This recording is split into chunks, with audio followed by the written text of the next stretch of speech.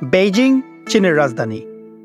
বেইজিংকে চীনের রাজনীতি, শিক্ষা, বুদ্ধিবৃত্তি ও সংস্কৃতির মূল কেন্দ্র হিসেবে গণ্য করা হয়। এর পূর্ব নাম ছিল পিকিং।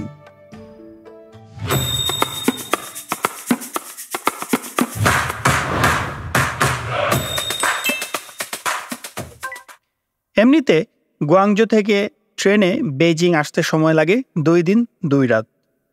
আমাদের দ্রুত আসার জন্যই ছোট একটি এরোপ্লেনের ব্যবস্থা করা হয়েছিল। প্লেনটিতে মাত্র 21 জনের বসার সিট ছিল।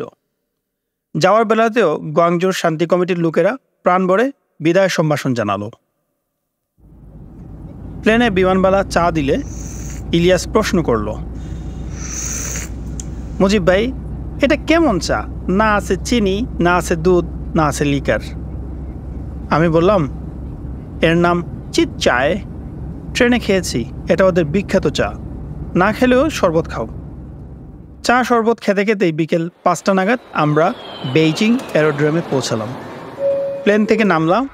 আগের মতোই এখানে বাচ্চারা অভ্যর্থনা জানালো। আমাদের গাড়ি চলছে বেইজিংয়ের রাস্তায়, বড় বড় সব রাস্তা। শান্তি সম্মেলনের পোস্টার সাঁটানো রয়েছে রাস্তায় রাস্তায়। দুধারে লোকজন সারি বেঁধে পতাকা নাড়ছে।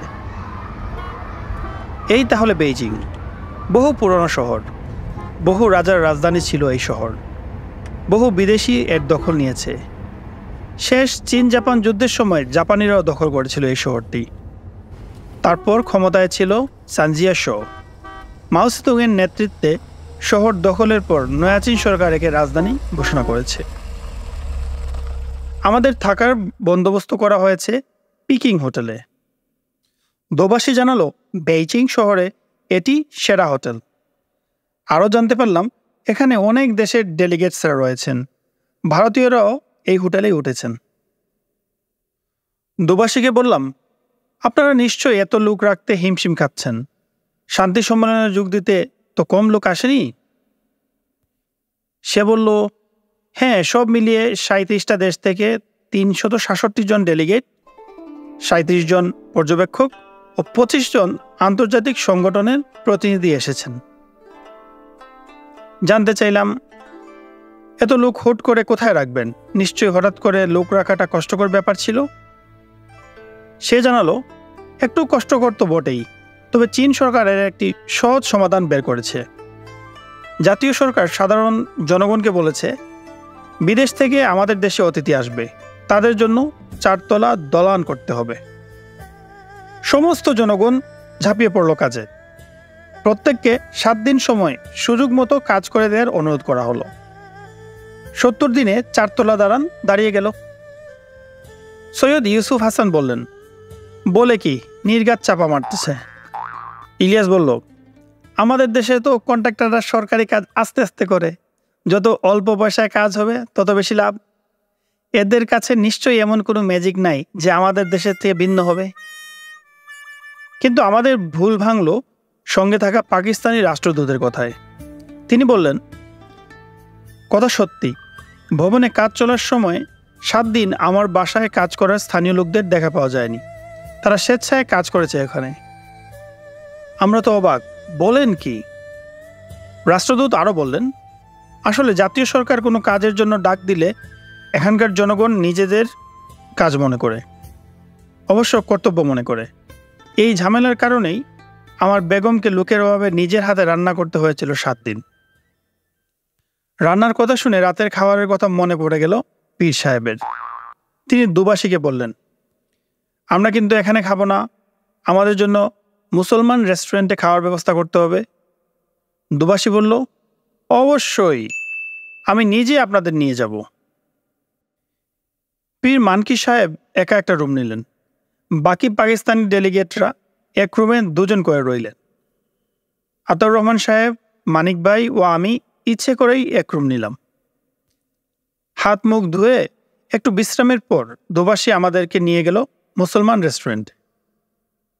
যে টেবিলে বসলাম সে টেবিলে আগে থেকেই সাংহাইয়ের একটি ইংরেজি পত্রিকার সম্পাদক বসেছিলেন। তিনি আমাদেরই অপেক্ষা করছিলেন। উনি আমাদের নানা প্রশ্ন করলেন। আমরাও ওনাকে অনেক প্রশ্ন করলাম, অবশ্যই দোবাসীর মাধ্যমে। দোভাষী ছাড়া এদেশে চলাচল একেবারেই কঠিন, আমরা একেবারেই বোবা। খাবারটা বিলে সেই সম্পাদক সাহেব জানালেন, নয়া চীন সরকার আসার পর থেকে আমরা ভালো আছি, সাম্প্রদায়িক দাঙ্গা হাঙ্গামা হয় না। খাবার দেখে আমাদের অবস্থা তো কাহিল। খেতে গিয়ে দেখি প্রচণ্ড ঝাল, গরু রান্না, তেল ভাসছে। কি করে এগুলো খাবো? তবু কষ্ট করে খেলাম, আসলে খেতে পারলাম না। রাতে হোটেলে এসে পেটের ভেতর গুড়ুম গাড়ুম শব্দ হলো, আর চাপা চাপা ব্যথা বেদনা। টেবিলের উপর কিছু ফল রাখা ছিল, সেগুলো খেয়েই শুয়ে পড়লাম। সকালে হোটেলের রেস্টুরেন্টে নাস্তা খেয়ে যেন প্রাণে বাঁচলাম। মানিক ভাইয়ের সাথে আমিও প্রতিজ্ঞা করলাম, আর ওই রেস্টুরেন্টে যাব না। ভারতীয় ডেলিগেটদের সাথে আলাপ হলো। মনোজ বসু নিজ থেকে পরিচয় দিলেন। আমি বললাম, মনোজ বসুকে চেন না এমন বাঙালি আছে নাকি ভাই? আপনি তো বিখ্যাত লেখক। তিনি বললেন, কেন লজ্জা দিচ্ছেন ভাই? মনোজ বসুর সাথে কথা জমালাম। আচ্ছা দাদা, কিছু মনে না করলে একটা কথা জিজ্ঞেস করি। তিনি বললেন, অবশ্যই। আপনারা ভাত খাচ্ছেন কোথায়? উত্তরে বললেন, কেন, এই উপরের তলাতেই তো, যা চাইবেন তাই রেঁধে দিবে, ডিম, ডাল, মুরগি, মাছ সব। মানিক ভাইয়ের মুখটা উজ্জ্বল হয়ে ওঠে। পীর সাহেব যেখানেই যাক, আমি বাবা উপরেই খাচ্ছি। উপরে ভারতীয় এবং পাকিস্তানি পাক শুরু হয়ে গেল। আমাদের পুরো দল ও ভারতের লোকজন এসে একসাথে বসে ভুরিভোজ করলাম। পীর সাহেব ছাড়া সকলেই আমাদের দলে ভিড়ে গেল। পীর সাহেব মুসলিম রেস্টুরেন্টে একা একা বসে খাচ্ছে। মস্ত হোটেল, সবই ফাঁকা, একমাত্র উনি একমাত্র কাস্টমার। মানিক ভাই আস্ত মুরগি কায়দা করে খাওয়ার চেষ্টা করছে, বাকিরা হা হয়ে দেখছে সেই দৃশ্য। মানিক ভাইয়ের খাওয়া নিয়ে দুগতা না বললেই নয়। মানিক ভাই যে এত খেতে পারে তা আমি জানতাম না। এখানে আসার পর দেখি মানিক ভাই খেতে খেতে আস্ত মুরগি খেয়ে ফেলছে, সাথে মাছ, ডিম, ফল ফলাদি তো আছেই। মজা করে বললাম, মানিক ভাই আপনার পেট না কুয়া? ইলিয়াস উত্তর দিল, সরু পেটে গরু ঢোকে কথাটা আপনার ক্ষেত্রেই প্রযোজ্য মানিক ভাই। মানিক ভাই এসব ভাবার সময় নেই। বেশি বকো না, খাওয়ার সময় গোলমাল করো না, চুপচাপ খাও।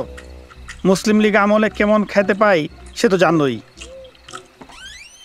আমি এবং আতাউর রহমান সাহেব রুমে ফিরে মানিক ভাইয়ের খাওয়া নিয়ে হাসাহাসি করলাম।